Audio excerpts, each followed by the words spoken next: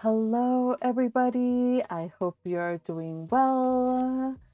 Here's your chattering magpie saying hello on a Wednesday afternoon. Hoping that you guys have been well since what? What's the last time we talked? Monday, right? So, yes, happy Wednesday. We are continuing our read along of Persuasion, and I had to stop before finishing the chapter last time. But I'm going to continue where we left off, and I'm just so excited for it. But before that, just want to say hello to the early gang. Crusher starting us off with "Are you ready, kids?" To which Red Tempest replies, "Who lives in a pineapple under the sea?" Except that's the wrong reply. It should have been "Aye, Captain." So hey everybody, I see I got some SpongeBob fans in the chat. Welcome, welcome one and all. And seeing the chat, it makes more sense about the meme that Red posted earlier on the Discord server, regarding Little Purple Butterfly and SpongeBob. All right, good morning, Akihana. Happy to see you if you're here. Actually, I left some of the people. We're watching anime right now on the Discord server, but I'm like, I have to read Persuasion. Nothing will persuade me from reading Persuasion. Ta-da! Me using the word persuasion. Um, so happy that you're here. If you're here, Akihana, or anybody else who is hanging out here.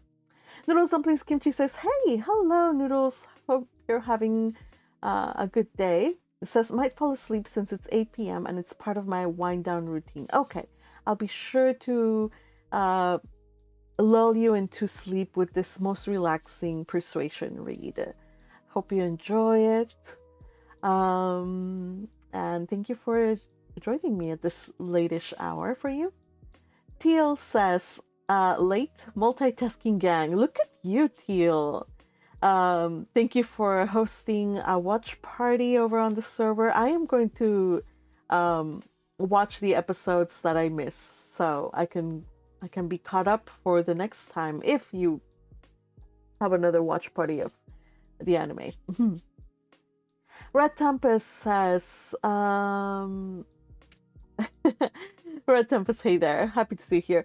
And Little Butterfly, Akihana. Oh yes, the meme. Thank you, Akihana. Let me just show you the meme, if I can find it. So while I look for the meme, let me just TLDR peeps that weren't able to join us last Monday. Monday was a big day because of it being a Pre-Puff Monday, and not just any Pre-Puff Monday, but the Pre-Puff Monday, in which A Sense of a Bookworm finally finished. So Red Tempest during that day was busy at work, and he did not just 25 or the usual 20-25 memes. This time around it was close to 50. I think it was really close to 50, if not more. So I know you weren't here, so I'm just gonna give you a TLDR for that if you didn't, and for everybody else who wasn't here on Monday or didn't have the chance to catch up on Tuesday. So Anne is in Bath, right? She doesn't like the city at all, but there are some things about Bath that kind of like okay, fine, it's not such a terrible place. The first is that she's with Lady Russell's. Like, Lady Russell is her buddy, her friend. But most importantly, there's an old girlfriend, like a schoolmate of hers named Harriet. I believe it was Harriet. Well, her name is Mrs. Smith. And she was a friend of Anne's when Anne was going to school there in Bath. So they rekindled their acquaintance, their friendship, and so that's nice. Meanwhile, we have Lady Russell, who is absolutely shipping Anne with Mr. Elliot. She doesn't care that they're cousins. In fact, I guess to her, well, back in the day, that didn't really matter, right? when people were cousins or whatever. So she's shipping them hard. Anne is like, yeah, he seems like a paragon of virtue, but he's very reserved. I haven't noticed any open temper on him. No anger, no strong emotion, no nothing, you know? So by the way, this is where I went on a huge tangent about not jumping into like marriage if you haven't really known the person you're contemplating on marrying long enough to see them at their best and most especially at their worst. So yes, I have here a meme from Little Purple Butterfly. I can't find, where was the meme, Hakihana? I saw it, but I can't find it now.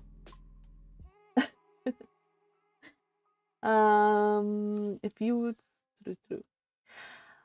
So yes, you did miss a lot during Mine Day, but no worries. That's basically the full gist of it. Oh no, there's also other news, you guys.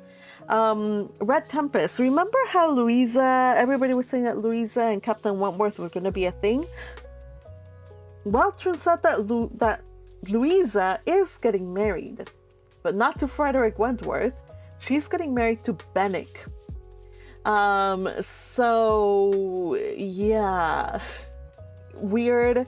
I know. Yes, Benwick, Captain Benwick, the one who was depressed because his fiance had just died, so he was depressed and reading morbid poetry and stuff like that. And we all had such high hopes for Benwick actually being into Anne, but no, his head was turned by a Louisa. And of course, we had people in the chat say like, "Ah, it makes sense." Interesting circumstances led to it. Yes, not Benwick. Sorry, Benwick. Benwick. Well, you write it Benwick with a W, but the way that they pronounce it is Benwick. I know. It sounds weird. Where's Time Lord Boy? Time Lord Boy, he's the British, he speaks English, not American English. And yeah, so I don't know. I'm just following what the adaptations say, and the adaptations that I've watched called his name written Benwick. You say it Benwick. I kid you not. And yeah. Let's see. The brooding poet. Yes. So Louisa is marrying the brooding poet. What else did I miss? Did I miss anything else?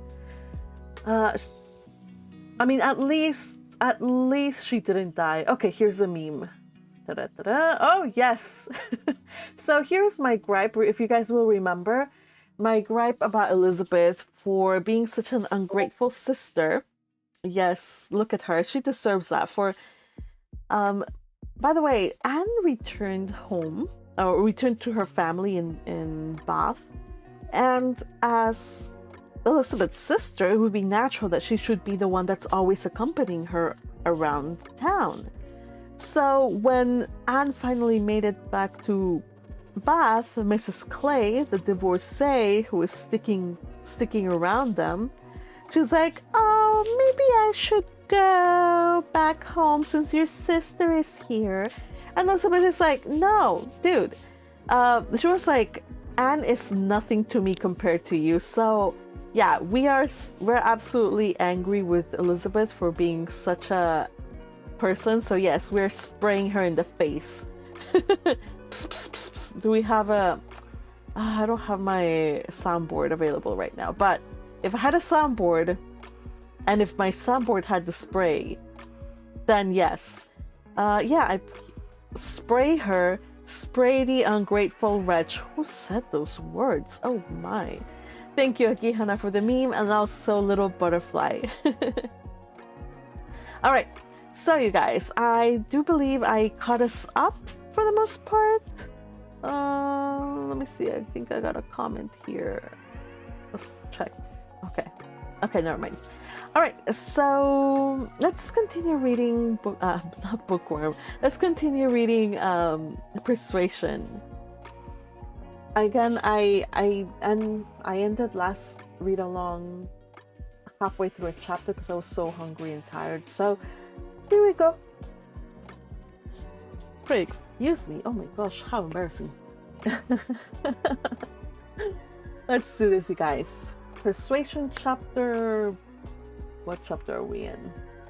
Chapter XV, that's 15, 18.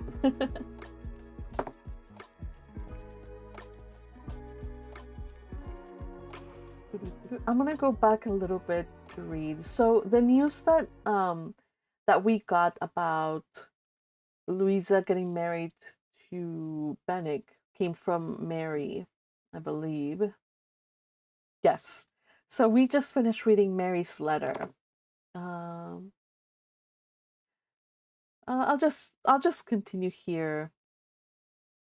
Mrs. Harville says her husband feels a good deal on his poor sister's account, but however, Louisa is a great favourite with both.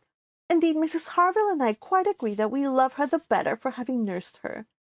Charles wonders what Captain Wentworth will say, but if you remember, I never thought him attached to Louisa. I never could see anything of it. And this is the end, you see, of Captain Benwick's being supposed to be an admirer of yours. How Charles could take such a thing into his head was always incomprehensible to me. I hope he will be more agreeable now. Certainly not a great match for Louisa Musgrove, but a million times better than marrying among the Hayters. Mary need not have feared her sister's being in any degree prepared for the news. She had never in her life been more astonished. Captain Benwick and Louisa Musgrove! It was almost too wonderful for belief, and it was with the greatest effort that she could remain in the room, preserve an air of calmness, and answer the common questions of the moment. Happily for her there were not many.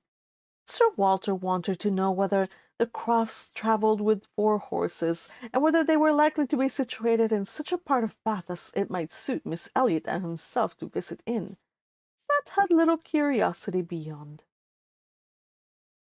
"How is Mary?" said Elizabeth, and without waiting for an answer, "and pray what brings the Crofts to Bath?" "They come on the Admiral's account. He is thought to be gouty." "Gout and decrepitude!" said Sir Walter. "Poor old gentleman!" "Have they any acquaintance here?" asked Elizabeth.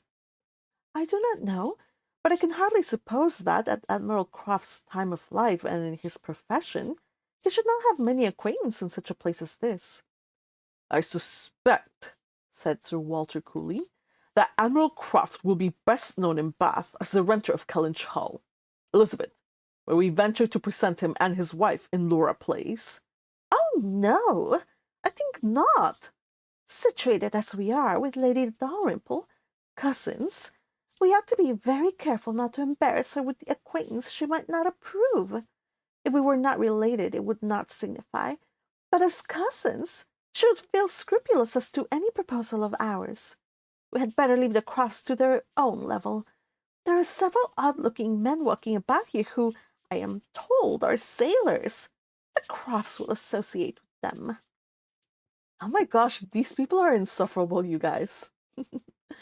This was Sir Walter and Elizabeth's share of interest in the letter. When Mrs. Clay had paid her tribute of more decent attention, in an inquiry after Mrs. Charles Musgrove and her fine little boys, Anne was at liberty. In her own room she tried to comprehend it. Well might Charles wonder how Captain Wentworth should feel. Perhaps he had quitted the field, had given Louisa up, had ceased to love, had found he did not love her. She could not endure the idea of treachery or levity or anything akin to ill usage between him and his friend. She could not endure that such a friendship as theirs should be severed unfairly. Captain Benwick and Louisa Musgrove. The high-spirited, joyous, talking Louisa Musgrove, and the dejected, thinking, feeling, reading Captain Benwick, seemed each of them everything that would not suit the other, their minds most dissimilar. Where could have been the attraction? The answer soon presented itself. It had been in situation. They had been thrown together several weeks. They had been living in the same small family party. Since Henrietta's coming away, they must have been depending almost entirely on each other, and Louisa, just recovering from illness, had been in an interesting state. And Captain Benwick was not inconsolable. Ooh. That was a point which Anne had not been able to avoid suspecting before, and instead of drawing the same conclusion as Mary from the present course of events, they served only to confirm the idea of his having felt some dawning of tenderness toward herself. She did not mean, however, to derive more from it to gratify her vanity than Mary might have allowed. She was persuaded that any tolerably pleasing young man who had listened and seemed to feel for her, she was persuaded that any tolerably pleasing young woman who had listened and seemed to feel for him would have received the same compliment. He had an affectionate heart. He must love somebody. She saw no reason against their being happy. Louisa had fine naval fervor to begin with, and they would soon grow more alike. He would gain cheerfulness, and she would learn to be an enthusiast for Scott and Lord Byron. That was probably learned already. Of course they had fallen in love over poetry. The idea of Louisa Musgrove turned into a person of literary taste and sentimental reflection was amusing, but she had no doubt of its being so. The day at Lyme, the fall from the Cobb, might influence her health, her nerves, her courage, her character, to the end of her life, as thoroughly as it appeared to have influenced her fate.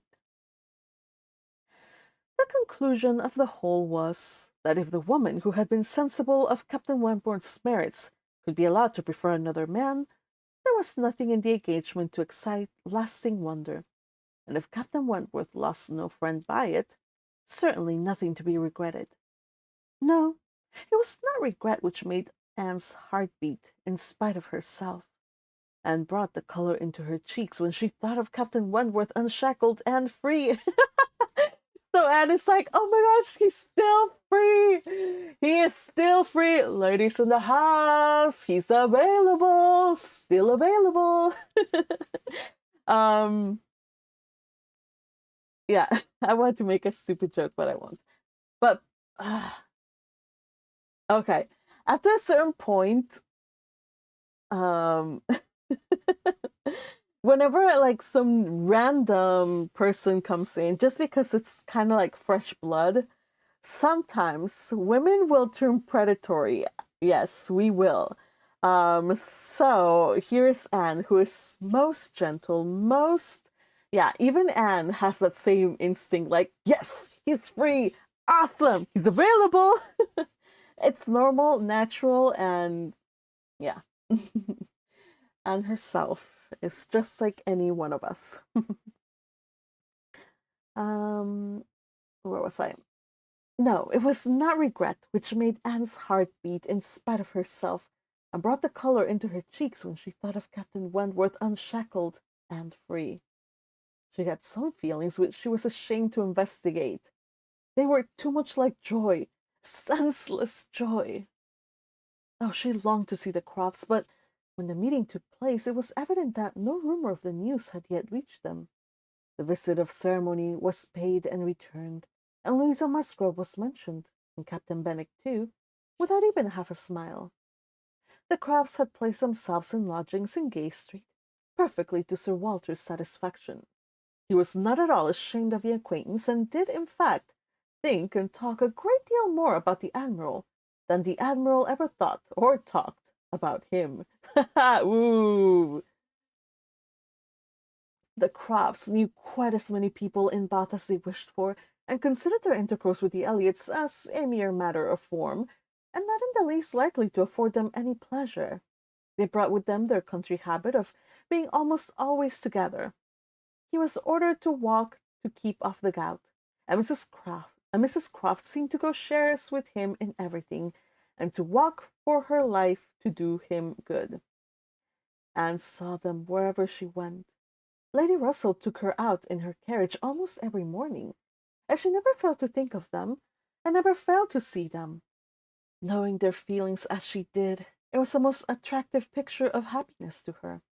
She always watched them as long as she could, delighted to fancy she understood what they might be talking of, as they walked along in happy independence, or equally delighted to see the Admiral's hearty shake of the hand when he encountered an old friend, and observed their eagerness of conversation when occasionally forming into a little knot of the navy, Mrs. Croft looking as intelligent and keen as any of the officers around her. Anne was too much engaged with Lady Russell to be often walking herself, but it so happened that one morning, about a week or 10 days after the Crofts' arrival, it suited her best to leave her friend or her friend's carriage in the lower part of town and return alone to Camden Place. And in walking up Milson Street, she had the good opportunity to meet with the Admiral. He was standing by himself at a print shop window, with his hands behind him, in earnest contemplation of some print, and she not only might have passed him unseen, but was obliged to touch as well as address him before she could catch his notice. When he did perceive and acknowledge her, however, it was done with all his usual frankness and good humor. "Ha! Is it you? Thank you, thank you. This is treating me like a friend. Here I am, you see, staring at a picture. I can never get by this shop without stopping. But what a thing here is by way of a boat. Do look at it. Did you ever see the like? What queer fellows your fine painters must be, to think that anybody would venture their lives in such a shapeless old cockle-shell as that. And yet, here are two gentlemen struck up in it, mightily at their ease, and looking about them at the rocks and mountains, as if they were not to be upset the next moment, which they certainly must be. I wonder where that boat was built." Laughing heartily, "I would not venture over a horse-punt in it. Well, now, where are you bound? Can I go anywhere for you or with you? Can I be of any use?" "None, I thank you, unless you will give me the pleasure of your company the little way our road lies together. I am going home." "That I will with all my heart, and further too. Yes, yes, we will have a snug walk together, and I have something to tell you as we go along. There, take my arm. That's right. I do not feel comfortable if I have not a woman there. Lord, what a boat it is!" Taking a last look at the picture as they began to be in motion. "Did you say that you had something to tell me, sir?" "Yes, I have, personally. But here comes a friend, Captain Bridgeton. I shall only say, 'How do you do?' as we pass, however. I shall not stop. How do you do?" Brigden stares to see anybody with me but my wife. She, poor soul, is tied by the leg. She has a blister on one of her heels, as large as a 3-shilling piece. If you look across that street, you will see Admiral Brand coming down and his brother. Shabby fellows, both of them. I am glad they're not on our side of the street. Sophie cannot bear them. They played me a pitiful trick once. Got away some of my best men. I will tell you the whole story another time. There comes old Sir Archibald Drew and his grandson. Look, he sees us. He kisses his hand to you. He takes you for my wife. Ah, the peace has come too soon for that younker. Poor old Sir Archibald. How do you like Bath, Miss Elliot? It suits us very well. We're always meeting with some old friend or other. The street's full of them every morning. Sure to have plenty of chat, and then we get away from them all and shut ourselves into our lodgings and draw in our chairs, and we are snug as if we were at Kellynch. Aye, or as we used to be, even at North Yarmouth and Deal. We do not like our lodgings here the worse, I can tell you, for putting us in mind of those we first had at North Yarmouth. The wind blows through one of the cupboards, just in the same way." When they were got a little further, Anne ventured to press again for what he had to communicate. She had hoped, when clear of Milsom Street, to have her full curiosity gratified, but she was still obliged to wait, for the animal had made up his mind not to begin till they had gained the greater space and quiet of Belmont, and, as she was not really Mrs. Croft, she must let him have his own way. As soon as they were fairly ascending Belmont, he began. Well, now you shall hear something that will surprise you. But first of all, you must tell me the name of the young lady I am going to talk about. That young lady, you know, that we have been so concerned for, the Miss Musgrove, that all this has been happening to. Her Christian name, I always forget her Christian name. Anne had been ashamed to appear to comprehend so soon as she really did, but now she could safely suggest the name of Louisa. Aye, Miss Louisa Musgrove, that is the name. I wish young ladies had not such a number of fine Christian names. I should never be out if they were all Sophies, or something of that sort. Well, this Miss Louisa, we all thought, you know, was to marry Frederick. He was courting her week after week. The only wonder was what they could be waiting for till the business at Lyme came. Then indeed it was clear enough that they must wait till her brain was set to right. But even then there was something odd in their way of going on. Instead of staying at Lyme, he went off to Plymouth, and then he went off to see Edward.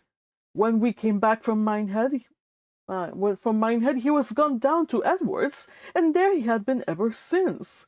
We had seen nothing of him since November. Even Sophie could not understand it. But now the matter has taken the strangest turn of all. For this young lady, the same Miss Musgrove, instead of being to marry Frederick, is to marry James Benwick. You know, James Benwick. A little. I'm a little acquainted with Captain Benwick. Well, she is to marry him. Nay, most likely they are married already, for I do not know what they should wait for. I thought Captain Benwick a very pleasing young man, said Anne, and I understand that he bears an excellent character. Christian name, Crusher. It's basically your first name. And yes, noodle something's kimchi. If I had a blister that size, I would definitely skip on my morning walk for some time. Owie, yep. It's because she's been walking about with him so long and so often. That's kind of sweet though. Like I like how he's like they're like I don't know, they're just really sweet. They're always going together, walking together, being each other's best friends and best companions. She's and also he's like, well, if only every woman were named Sophie, then I wouldn't have to struggle with learning their first names, because all he cares about is his wife. So yeah, he's a simp for his wife, and I love it. Where was I? Oh yes. So, oh yeah. Oh yes. There is not a word to be. Wait, did I read it? Oh yeah. Let me just return to the last line. I thought Captain Benwick a very pleasing young man, said Anne, and I understood that he bears an excellent character. Yes, two peas in a pod, Crusher. Yes, thank you. And then here comes Admiral. Oh, yes, there's not a word to be said against James Benwick. He is only a commander, it is true. Made last summer, and these are bad times for getting on, but he has not another fault that I know of. An excellent, good-hearted fellow, I assure you. A very active, zealous officer, too, which is more than you would think for, perhaps, for that soft sort of manner, does not do him justice. Indeed, you're mistaken there, sir. I should never occur want of spirit from Captain Benwick's manners. I thought them particularly pleasing, and I will answer for it. They would generally please. Well, ladies are the best judges, but James Benwick is rather too piano for me, and though very likely it is all a partiality, Sophie and I cannot help thinking Frederick's manner better than his. There is something about Frederick more to our taste. Anne was caught. She had only meant to oppose the too common idea of spirit and gentleness being incompatible with each other, not at all to represent Captain Benwick's manners as the very best that could possibly be. And After a little hesitation, she was beginning to say, I was not entering into any comparison of the two friends, but the Admiral interrupted her. And the thing is certainly true. It is not a mere bit of gossip. We have it from Frederick himself. His sister had a letter from him yesterday in which he tells us of it, and he had just had it in a letter from Harville, written upon the spot, from Uppercross. I fancy they are all at Uppercross. This was an opportunity which Anne could not resist. She said, therefore, I hope, Admiral, I hope there is nothing in the style of Captain Wentworth's letter to make you and Mrs. Croft particularly uneasy. It did seem last autumn as if there were an attachment between him and Louisa Musgrove, but I hope it may be understood to have worn out on each side equally and without violence. I hope this letter does not breathe the spirit of an ill-used man. Oh, Anne, I know what you did there. She wants to know how Frederick is feeling after this. No, not at all, not at all. There is not an oath or a murmur from beginning to end. Anne looked down to hide her smile. No, no, Frederick is not a man to whine and complain. He has too much spirit for that. If the girl likes another man better, it is very fit she should have him. Certainly, but what I mean is that I hope there's nothing in Captain Wentworth's manner of writing to make you suppose he thinks himself ill-used by his friend, which might appear, you know, without its being absolutely said. I should be very sorry that such a friendship as has subsisted between him and Captain Benwick should be destroyed, or even wounded by a circumstance of this sort. Yes, yes, I understand you, but there is nothing at all of that nature in the letter. He does not give the least fling at Benwick. At Benwick. He does not so much as say, I wonder at it, I have a reason of my own for wondering at it. Nope, you would not guess from his way of writing that he had ever thought of this Miss, what was her name, for himself. He very handsomely hopes that they will be happy together, and there's nothing very unforgiving in that, I think. Anne did not receive the perfect conviction which the Admiral meant to convey, but it would have been useless to press the inquiry further. She therefore satisfied herself with the commonplace remarks of quiet attention, and the Admiral had it all his own way. Poor Frederick, he said at last. Now he must begin all over again with somebody else. I think we must get him to Bath. Sophie must write and beg him to come to Bath. Here are pretty girls enough, I'm sure. It will be of no use to go to Uppercross again, for that other Miss Musgrove I find is bespoke by her cousin, the young parson. Do you not think, Miss Elliot, we had better try to get him to Bath? End of chapter. Ooh, are they gonna try to get Wentworth to Bath? And if they do, will he meet other pretty girls?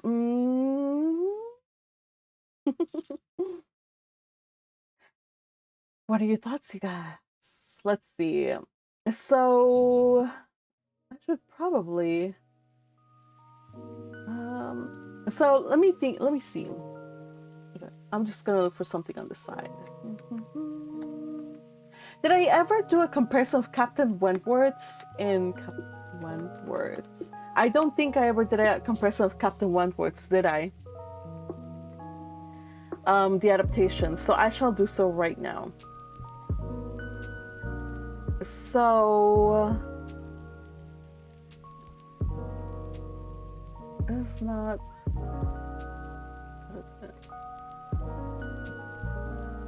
Oh, there's a new one. Sorry, you guys.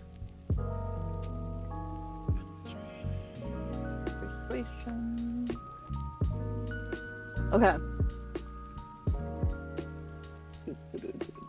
So the one that I'm most familiar with was, of course, the one from 2006. I keep talking and harping about the 2006 version. Hold on a sec. And that one. Oh man. Hold on.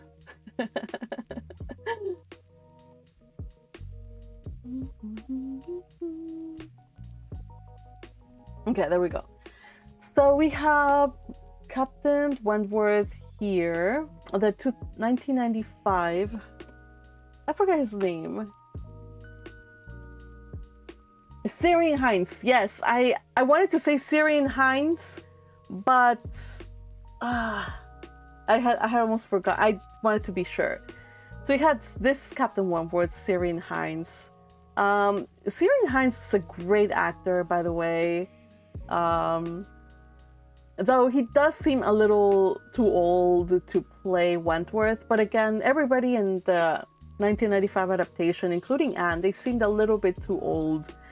Or maybe, yeah, maybe I kind of feel like when I think of like a 27-year-old young woman or woman and a 31-year-old or a 30-year-old man, like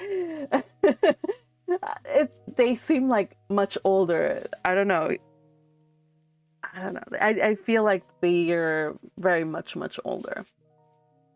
And then we have Persuasion from 2006.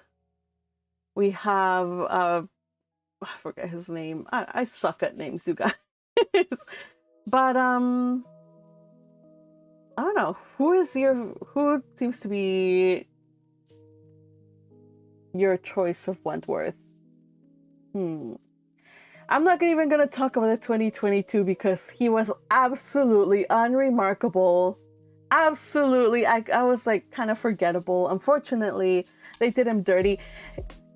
If they're gonna have freaking Henry Golding playing Mr. Elliot in a Persuasion, you better cast somebody better, or not better, but somebody that will stand out. Because in this Persuasion, Henry was Mr. Elliot. You guys, how can you beat a performance by him? Like you really must.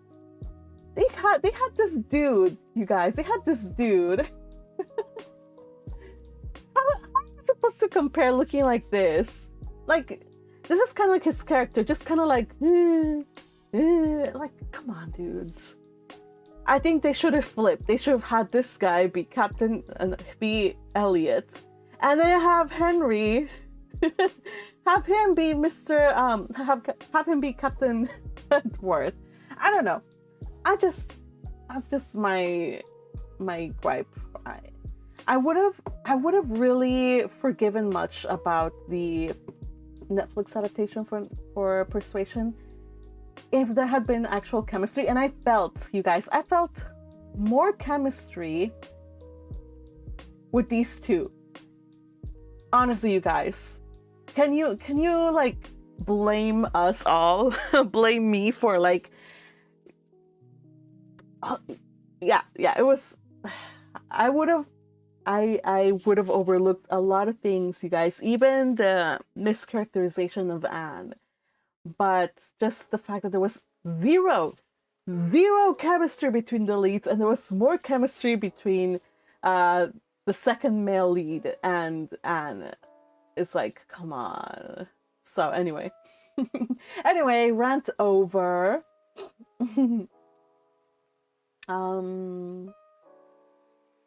Magpie says Crusher, have you noticed that there's an unusual amount of widows and widowers in the story? There is. Again, they were living in a very difficult time and era where people did not...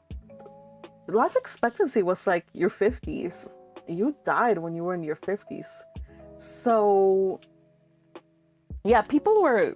You did not leave marriage to like your 30s ever, because you were born to quickly grow up, reproduce, and then die. Basically, people, that's the way it was. So, okay, fine, reproduce, rear the young, then die. Okay, fine, you have more time there. So people were dying. Also, there were a lot of age gaps back in the day. So older men marrying younger women. Again, because there was more than just love, there was also like nobility and titles and property going along with marriages. So marriages weren't just like, oh, I love you and let's live together happily. It was more like hey, let's join our families together. So sometimes it was arranged marriages, and you had older men marry younger women, and also there was no no proper medicine care. Like, if you got a fever in this day and age, in Jane Austen's day, they would send for the doctor, and the doctor would place leeches all over you to draw out the blood, because they still believed in the four humors here. So yeah, they were still stuck in the dark ages when it came to medical attention. It was pretty bad. Let's see. Also says the fashion is still on point despite the ages. Anne just wants to make sure that Wentworth and Benwick friendship is still okay. Are you sure that's all she wants? I don't think that's a concern of hers. Like, I don't think she's asking and trying to really get to the...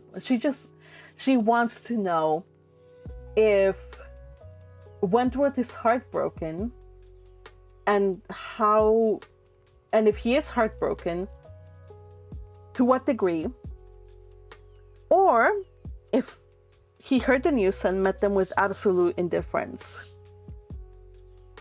She needs to know details, and Admiral is not spilling the tea as she wants him to, so yeah, she had to struggle a bit. We love Admiral Croft, but he's funny. You cannot make him do what he doesn't want to do. He's his own man, and Anne cannot get him to do what she wants, and that's fair, I guess.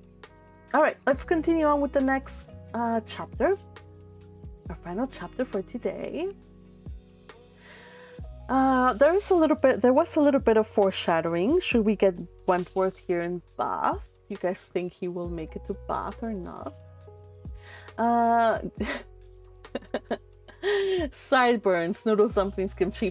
Forgive those poor people of the Victorian era and Jane Austen times. It was the fashion. Sideburns were the look. So at least they didn't have full-length beards. Like, I don't mind a beard, but it has to be well taken care of and stuff.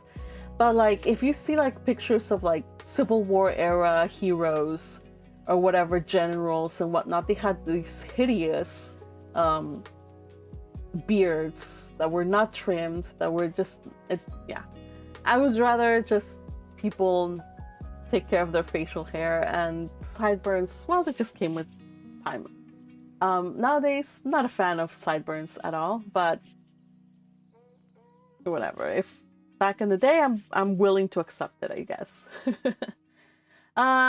Spoiler, Magpie just confirmed that the Elliot second no! He is not the second male lead. He is the first male lead. Come on. Oh man, I'm so sorry. Well, yeah. Well, come on, you guys. Come on, you guys. You guys already know where this story is going. There's such a huge emphasis on Wentworth, who has been out of the picture for several chapters.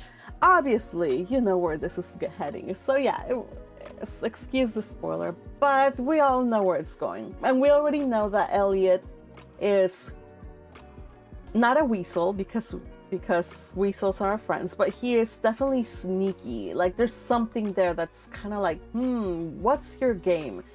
And until we get a full revelation of what his game is, I cannot say anything. I'm sorry, you guys. Crusher, Noodles. All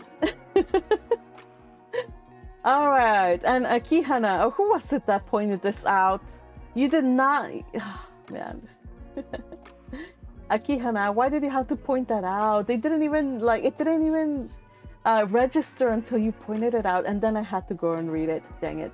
So I'm an idiot. Okay, let's continue on before I continue blabbing more nonsense. All right, chapter 19. Chapter 19. While Admiral Croft was taking his walk with Anne and expressing his wish of getting Captain Wentworth to Bath, Captain Wentworth was already on his way thither. Before Mrs. Croft had written, he was arrived, and the very next time Anne walked out, she saw him. Mr. Elliot was attending his two cousins and Mrs. Clay. They were in Milsom Street.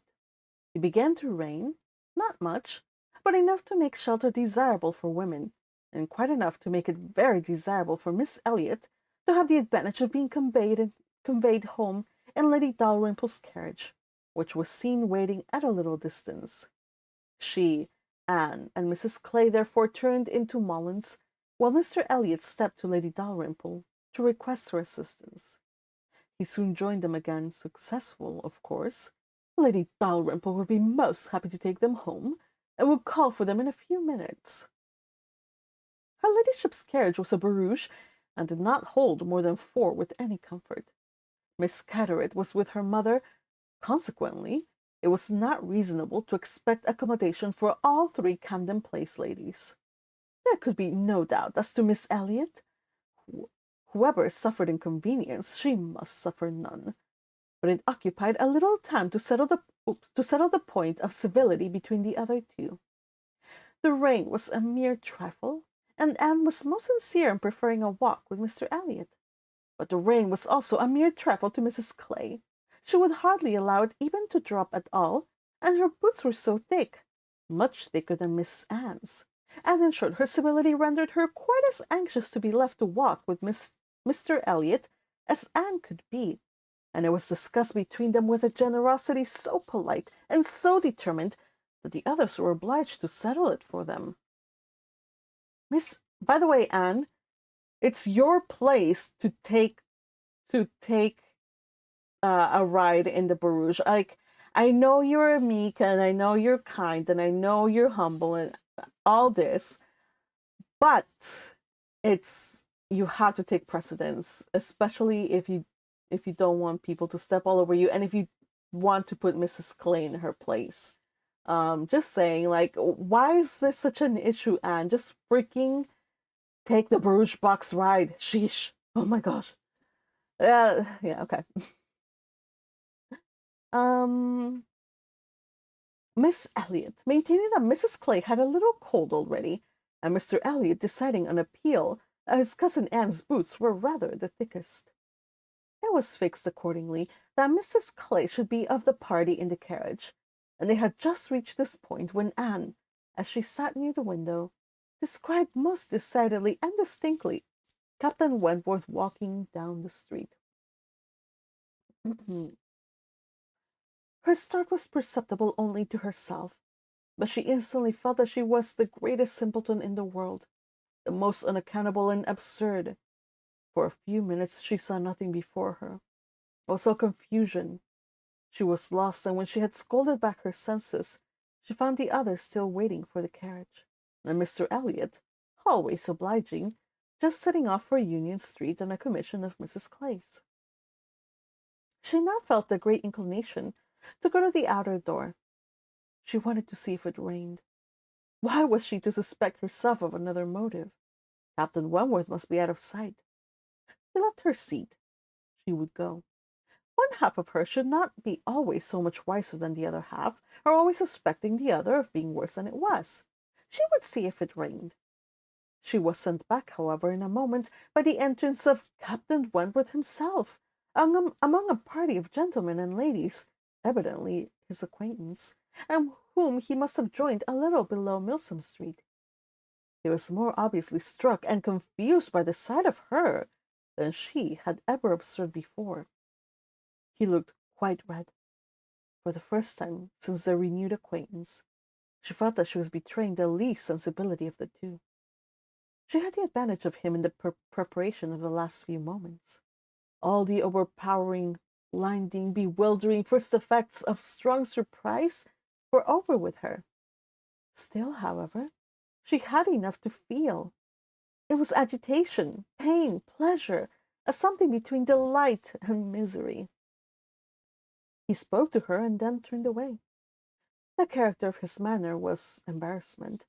She could not have called it either cold or friendly, or anything so certainly as embarrassed. After a short interval, however, he came towards her and spoke again. Mutual inquiries on common subjects passed, neither of them probably much the wiser for what they heard, and Anne continuing to be fully sensible of his being less at ease than formerly. They had, by dint of being so very much together, got to speak to each other with a considerable portion of apparent indifference and calmness. But he could not do it now. Time had changed him, or Louisa had changed him. There was a consciousness of some sort or other. He looked very well, not as if he had been suffering in health or spirits, and he talked of Uppercross, of the Musgroves, nay, even of Louisa, and had even a momentary look of his own arch significance as he named her. But yet it was Captain Wentworth. Not comfortable, not easy, not able to feign that he was. It did not surprise, but it grieved Anne to observe that Elizabeth would not know him. She saw that he saw Elizabeth, that Elizabeth saw him, that there was a complete internal recognition on each side. She was convinced that he was ready to be acknowledged as an acquaintance, expecting it, and she had the pain of seeing her sister turn away with unalterable coldness. Lady Dalrymple's carriage, for which Miss Elliot was growing very impatient, now drew up. The servant came in to announce it. It was beginning to rain again, and altogether there was a delay and a bustle and a talking which would make all the little crowd in the shop understand that Lady Dalrymple was calling to convey Miss Elliot. At last Miss Elliot and her friend, unattended but by the servant, for there was no cousin returned, were walking off, and Captain Wentworth, watching them, turned again to Anne, and by manner rather than words was offering his services to her. "I'm much obliged to you," was her answer, "but I'm not going with them. The carriage would not accommodate so many. I walk. I prefer walking." "But it rains." "Oh, very little. Nothing that I regard." After a moment's pause, he said, "Though I came only yesterday, I have equipped myself properly for Bath already, you see," pointing to a new umbrella. "I wish you would make use of it, if you are determined to walk, though I think it would be more prudent to let me get you a chair." She was very much obliged to him, but declined it all, repeating her conviction that the rain would come to nothing at present, and adding, "I'm only waiting for Mr. Elliot. He will be here in a moment, I am sure." She had hardly spoken the words when Mr. Elliot walked in. Captain Wentworth recollected him perfectly. There was no difference between him and the man who had stood on the steps at Lyme, admiring Anne as she passed, except in the air and look and manner of the privileged relation and friend. He came in with eagerness, appeared to see and think only of her, apologized for his stay, was grieved to have kept her waiting, and anxious to get her away without further loss of time and before the rain increased. And in another moment they walked off together, her arm under his. A gentle and embarrassed glance, and a "good morning to you," being all she had time for, as she passed away. As soon as they were out of sight, the ladies of Captain Wentworth's party began talking of them. "Mr. Elliot does not dislike his cousin, I fancy." "Oh, no, that is clear enough. One can guess what will happen there. He's always with them. Half lives with the family, I believe. What a very good-looking man."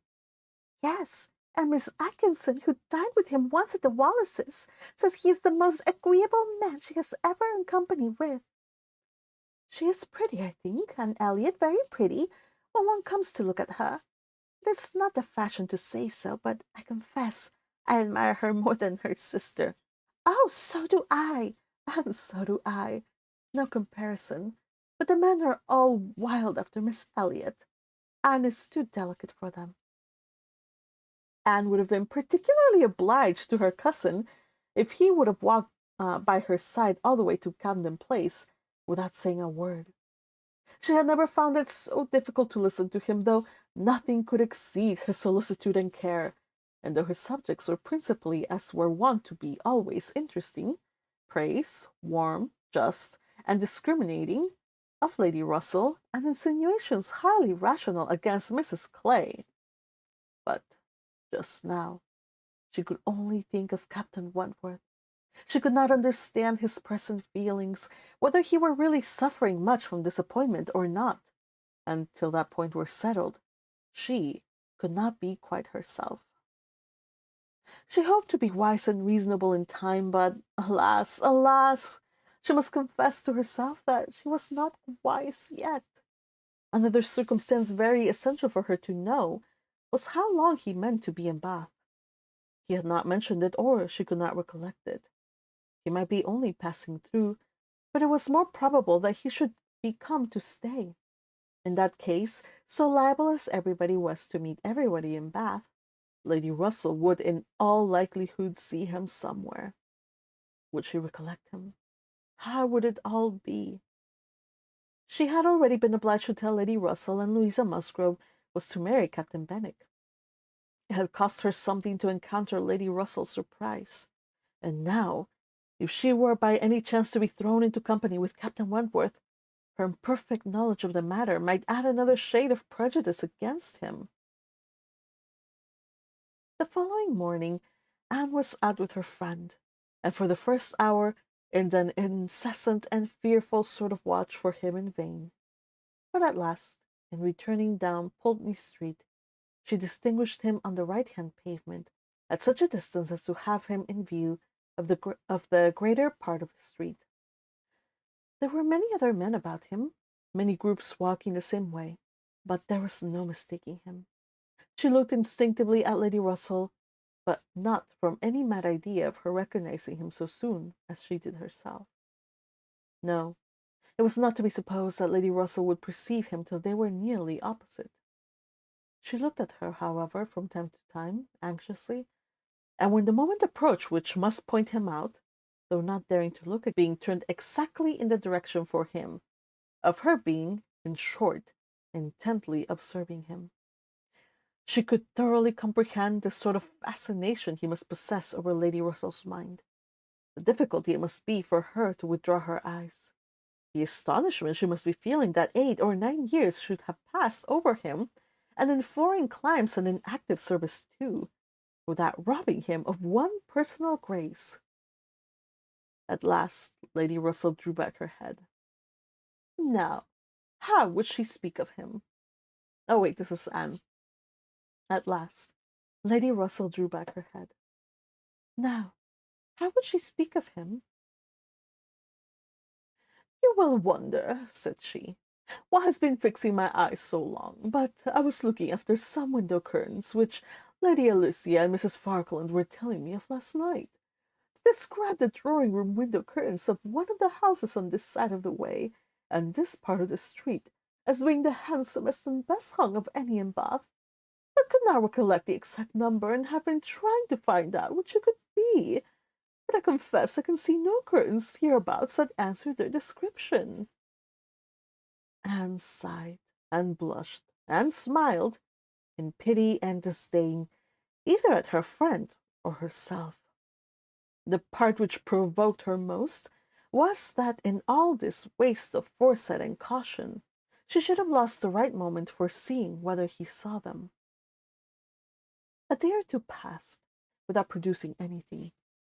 The theatre or the rooms where he was most likely to be were not fashionable enough for the Elliots, whose evening amusements were solely in the elegant stupidity of private parties in which they were getting more and more engaged. And Anne, wearied of such a state of stagnation, sick of knowing nothing and fancying herself stronger because her strength was not tried, was quite impatient for the concert evening. It was a concert for the benefit of a person patronized by Lady Dalrymple. Of course they must attend. It was really expected to be a good one, and Captain Wentworth was very fond of music. If she could only have a few minutes' conversation with him again, she fancied she would be satisfied. And as to the power of addressing him, she felt all over courage if the opportunity occurred.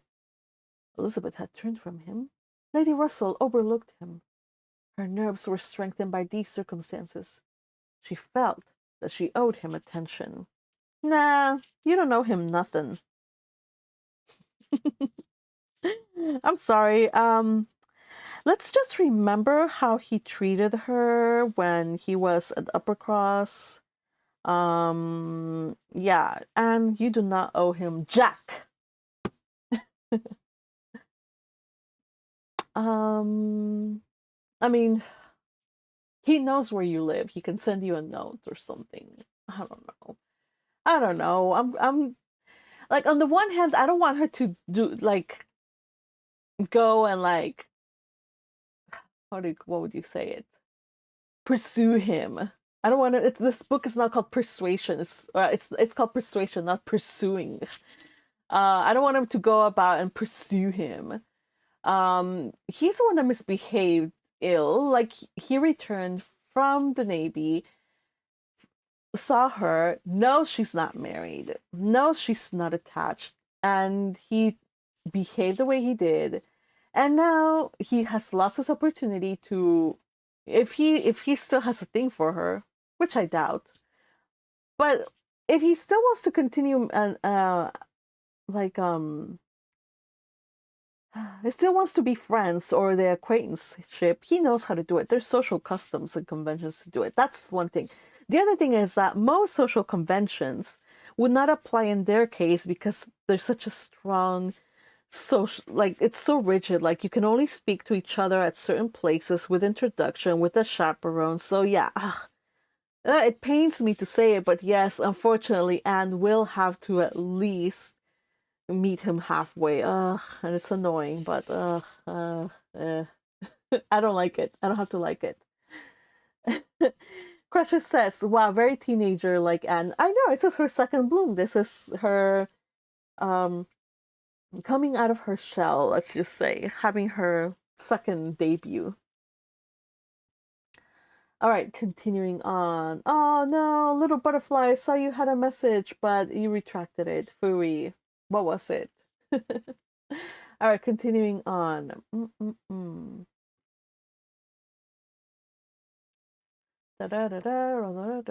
Okay. Oh no, that was wrong. Concert. He likes music. She feels that she owes him attention. Ugh, fine. I guess. Now you guys know why I'm single, probably. I just say that the family animal is a peacock. So proud as Hades, they have termed me. So yeah. My pride would never. Though it has, actually no, I have to. Relationship woes with Magpie, if you allow me to. I say what I'm half kidding, because I do know, like, when it's somebody worth it, or somebody you truly care for, not worth it, somebody you truly care for, you will pursue, and I have pursued. And I have put my heart out there, whether to be absolutely rejected or not. That's, so I mean, yeah, I do have scruples, but it's not like I have stuck to them. I have been a pursuing person too. So even though it was, again, like, in hindsight, I was an idiot. He was a jerk. Why did I go?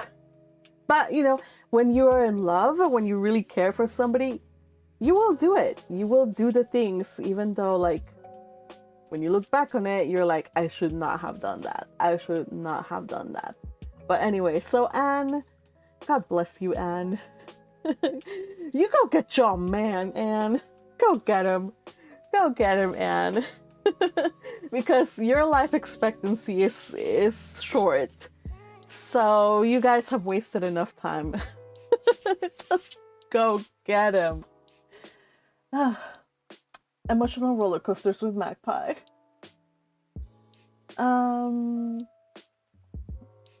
Okay.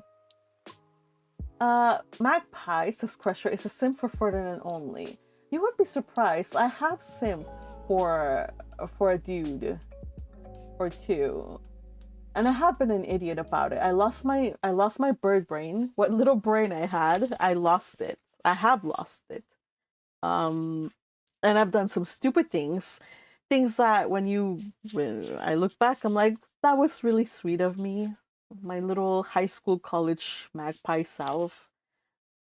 But you know, it's part of being young. You do things. It's hilarious now that I think about it. Little Butterfly says, is she desperate or something? Who, Magpie or Anne? No, Anne, I don't know if she's desperate, but she really wants to get to the bottom of the mystery of why is he acting differently. Like, jokes aside, rants aside, Anne is willing to go the extra mile. Yes, she's willing to go and give him the attention, just because she wants to have a proper conversation with him and get to the bottom of how he feels, where they stand. Why is he acting differently? Why is he embarrassed when he looks at her? Like, what's going on? Again, this is her old flame, and she knows him very well. So if she thinks it's worth pursuing, I trust Anne. I trust Anne and let her do what she needs to do. Again, I said life expectancy in Persuasion. In this day and age, you were lucky to reach your 50s. I see. Let's see. Oh, Patrick, you're here. Hello. Says we all do things we regret. Yes, we all do things we regret. It's the important not to dwell on it though. Yeah, I never dwell on it. It's just hilarious when just think about it. I'm like, yeah, that was crazy. Some of the stuff I did. You know, some people say like when you're 90, the stuff you regret the most is stuff you didn't do. Not for me. I have done some pretty crazy things. I've done some crazy things in my lifetime. I don't think. Well, maybe there's one or two things that I regret not having done. Mostly though, if I look back and actually do the stupidity of dwelling back on my past, what I regret the most is stuff I did. Mostly stuff I said. Mostly it's stuff I said because I wasn't as nice a person as I should have been. So anyway, that's mostly my regrets. Okay, way off topic. Oh gosh, is there any way to trim these things? I should probably try to see if I can trim these stupid tangents. All right, continuing on. Where are we? Yes, she says she owes him attention. She had once proudly promised Mrs. Smith to spend the evening with her, but in a short, hurried call, she excused herself and put it off. Ooh! So remember, she was not willing to put off her engagement with Mrs. Smith, with her friend, to go visit with her family, but she is willing to break off her engagement. Like she was gonna meet with Mrs. Smith.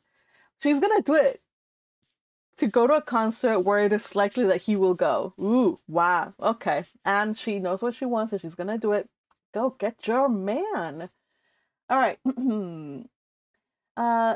In a short, hurried call, she excused herself and put it off, with the more decided promise of a longer visit on the morrow.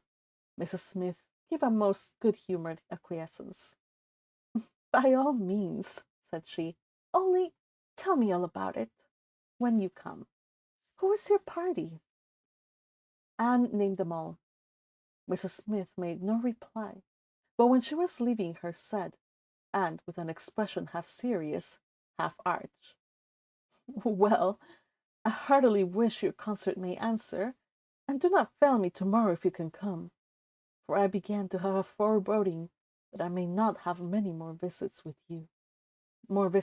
you. Anne was startled and confused, but after standing in a moment's suspense, was obliged, and not sorry to be obliged, to hurry away.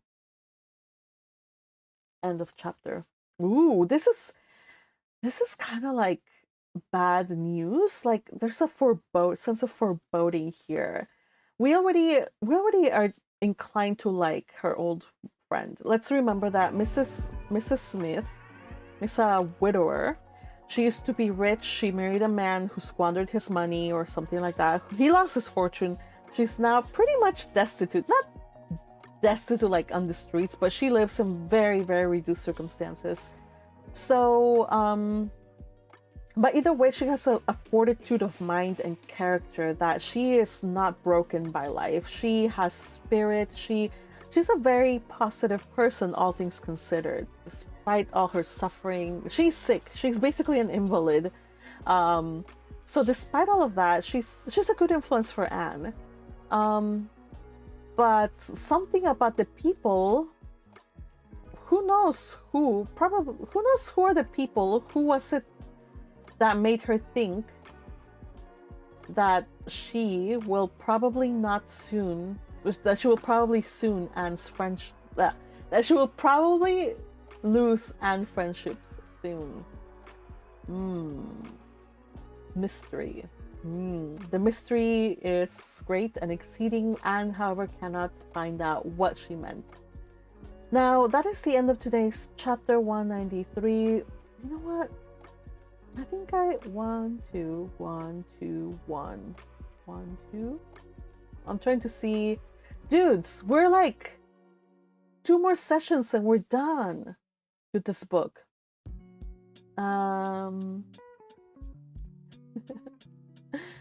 Let's see. Crusher says rejection is a common occurrence when in search of love, Magpie. Don't give up. Oh no, I never give up.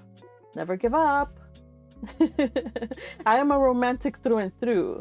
It's just, again, we're always looking not for the perfect person. We're looking for not the perfect person, but the person that you can do life with. You know, I hate that phrase, do life with. It reminds me of, anyway, but the person that, you know, you can go through life, through good times, bad times, all that stuff. And, you know, you can trust them, they can trust you, whatever. That's good. Anyway, so we have Anne. Bath has been surprisingly interesting for Anne. Remember, she hates the city, but so far there's been talk of her probably not hooking up, but marrying Mr. Elliot. Like, there's people that are gossiping about them too. And we already saw it in the streets when they saw her and Mr. Elliot walk together.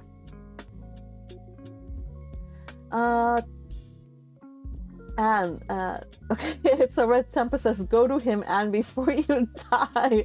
Right, Anne, you have 30 years, 2 months, 1 day, 45 seconds left before you die. Honestly, Anne is 27, so she's halfway through life. If she's gonna die at 50 or in her 50s, she really has to, like, consider her life choices. And no wonder she is more than willing to go after Wentworth at this point. That's fine. That's not ominous at all. Also, Anne having her Valency moment. Yes. Again, this is the third heroine that needed to break free. You know, she started off in the wrong place. Now she's going to hopefully find her own happily ever after, just like Valency did, just like Jane Eyre did, though we have various thoughts of that. We're rooting for our precious Anne. Little Butterfly also says, Mrs. Smith, don't die. Yeah, Mrs. Smith is also very sick. So it would be nice if she could stick around also, because Anne doesn't have many friends. She only has Lady Russell, but Lady Russell is not a congenial person for the, like, when it comes to things that Anne really wants or really cares about. Exhibit A, Captain Wentworth, within their, like within her line of sight, and she absolutely decided not to talk to him, not to notice him, and yeah.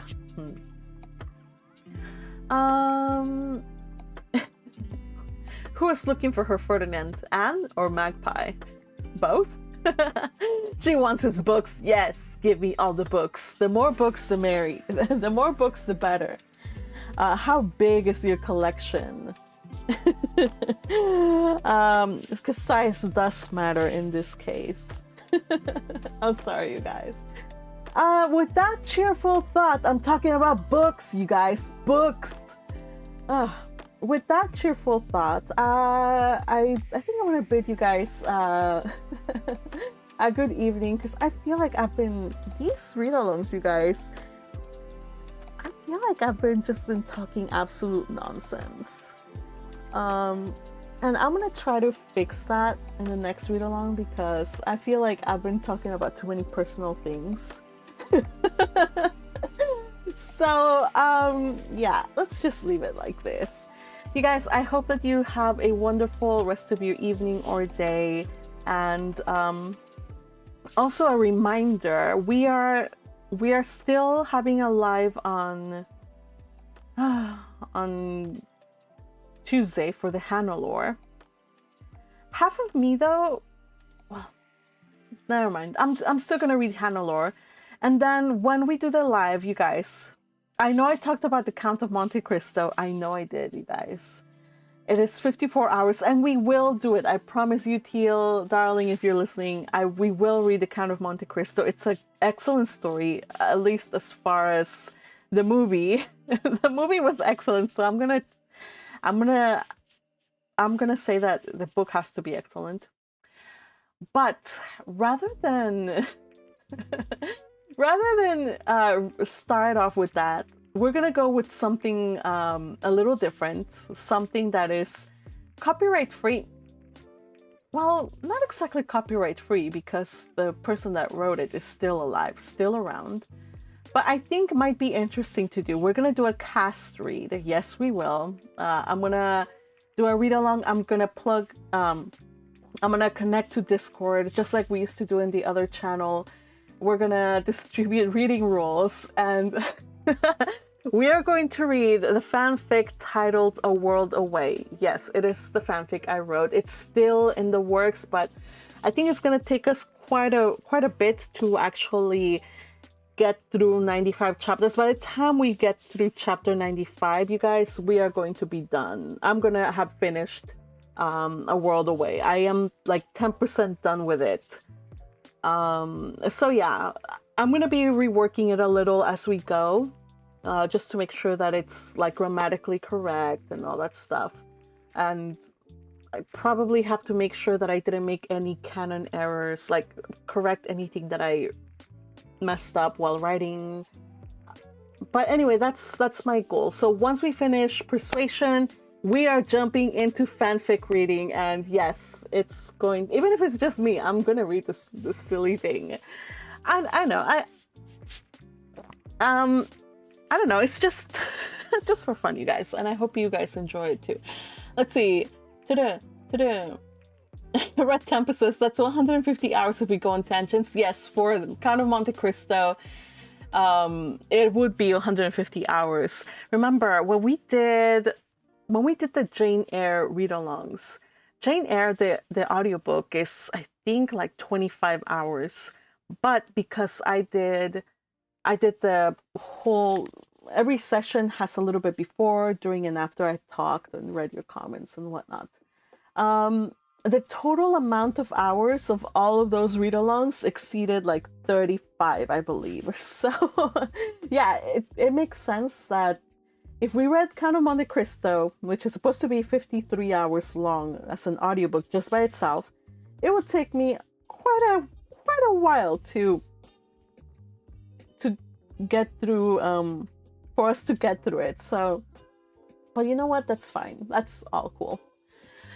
There are abridged versions. No, I don't want to read the abridged versions, Teal. And I'm not even gonna read the book. I'm gonna read it with you guys. Like, I will discover it with everybody.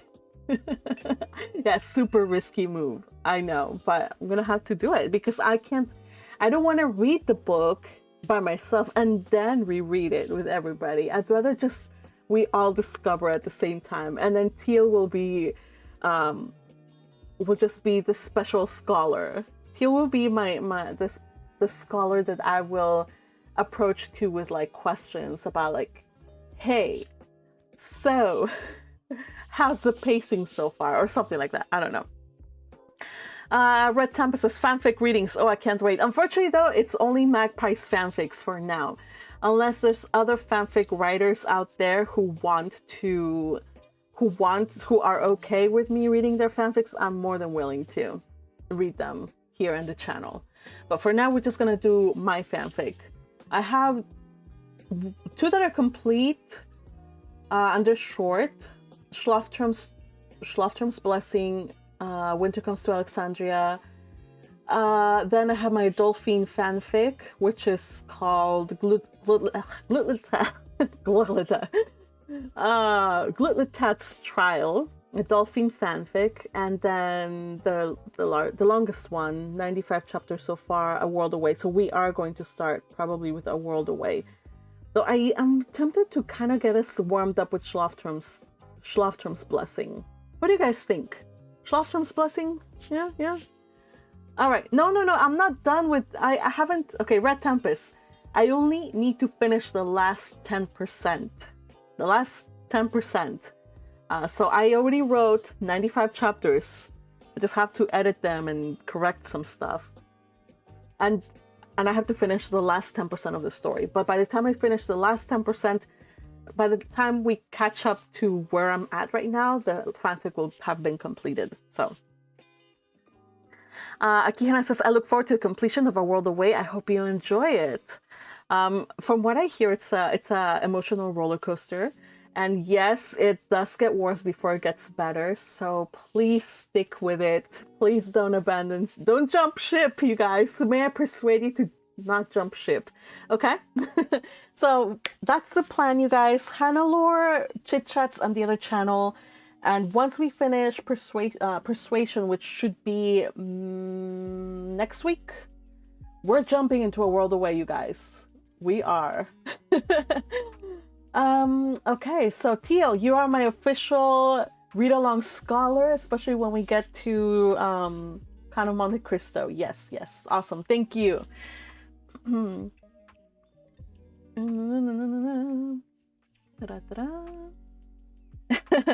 of Monte Cristo, by the time we finish read-along, Bookworm second series will be halfway done. Oh yeah, like you mean the Hannelore or the spin-off? The Hannelore spin-off or any sequel? Probably you mean the sequel that's yet not even written. Okay, I'm glad that you enjoyed Schlaftrum's Blessing. It's good. That makes me feel so good and happy. That was my very first fanfic. Yeah, I was going Red Tempest. If 95 chapters is only 10% of the fanfic, yes, it was going to be a humongous fanfic. As it is, 95 chapters, that's 200,000 words, so it's that's along the length of Jane Eyre probably. So it is going to take us a while. But because it's characters that we kind of already know and love, but with the spin and with the different circumstance, I hope that it will not be a drag. And yeah, I am actually really eager to read this. The sequel. Okay, Red Tempest, thank you for clarifying. All right, you guys, so those are the news. I hope you look forward to it. If you haven't, remember to subscribe to this channel, to like it, to comment, to share it. And yeah, hope that you join me the next time we read along on Friday. Bye bye, everybody.